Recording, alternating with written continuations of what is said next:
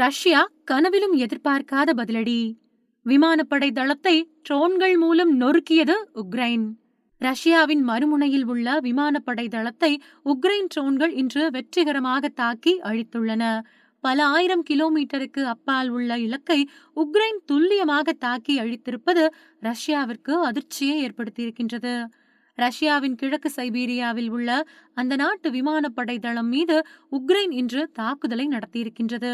Ukraine தலைநகரான கீவிலிருந்து இந்த விமானப்படை தளம் சுமார் 6000 கிலோமீட்டர் தொலைவில் இருக்கின்றது. இவ்வளவு தொலைவில் உள்ள விமானப்படை தளத்தை உக்ரைன் ட்ரோன்கள் மூலம் துல்லியமாக தாக்கியிருப்பது ரஷ்ய ராணுவத்திற்கு பீதியை ஏற்படுத்தியுள்ளது. இந்த தாக்குதலில் சுமார் 40 விமானங்கள் சேதமடைந்திருப்பதாகவும் தகவல்கள் வெளியாகியுள்ளன. இர்குட்ஸ்க் பிராந்தியத்தின் ரஷ்ய ஆளுநர் இந்த தாக்குதல் நடந்தது உண்மைதான் என்று ஒப்புக்கொண்டிருக்கிறார். கிழக்கு சைபீரிய நகரமான பெலாயா, பின்லாந்துக்கு அருகில் உள்ள ஒலன்யா, மாஸ்கோவின் கிழக்கே உள்ள இவானோவா மற்றும் டியாகிலோவாவில் உள்ள ரஷ்ய விமானப்படை தளங்கள் தாக்கி அழிக்கப்பட்டிருக்கின்றன. தற்பொழுது தாக்குதலின் வீடியோ காட்சிகள் சோசியல் மீடியாக்களில் பரவலாக பகிரப்பட்டு வருகின்றது. இந்த போரில் உக்ரைன் இந்த அளவிற்கு ஆக்ரோஷமான தாக்குதலில் ஈடுபட்டது இதுதான் முதல் முறை என்றும் சொல்லப்படுகின்றது.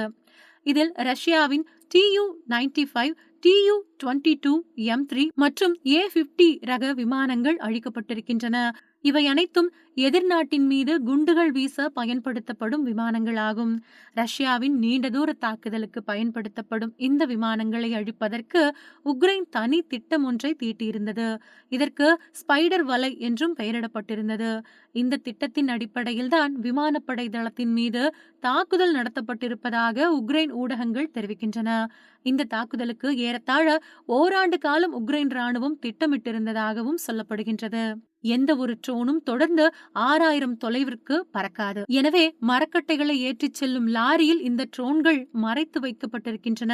இந்த லாரிகள் விமானப்படை தளத்தை நெருங்கிய போது உக்ரைனில் இருந்து ஆபரேட் செய்யப்பட்டிருக்கின்றது. எதிர்பார்த்தபடி எல்லாமும் சரியாக நடந்ததால் ரஷ்யாவின் விமானப்படை தளம் கடுமையான சேதத்தை சந்தித்திருக்கின்றது. ரஷ்யா உக்ரைன் இடையே அமைதி ஏற்பட வேண்டும் என்று அமெரிக்க அதிபர் டொனால்ட் ட்ரம்ப் தொடர்ந்து வலியுறுத்தி வரும் நிலையில் இந்த தாக்குதல் ரஷ்யாவை கடுமையாக சீண்டும். பதிலுக்கு ரஷ்யா நடத்தும் தாக்குதல் மிக பெரிய அளவில் இருக்கும் என்று சர்வதேச அரசியல் விமர்சகர்கள் கூறுகின்றனர்.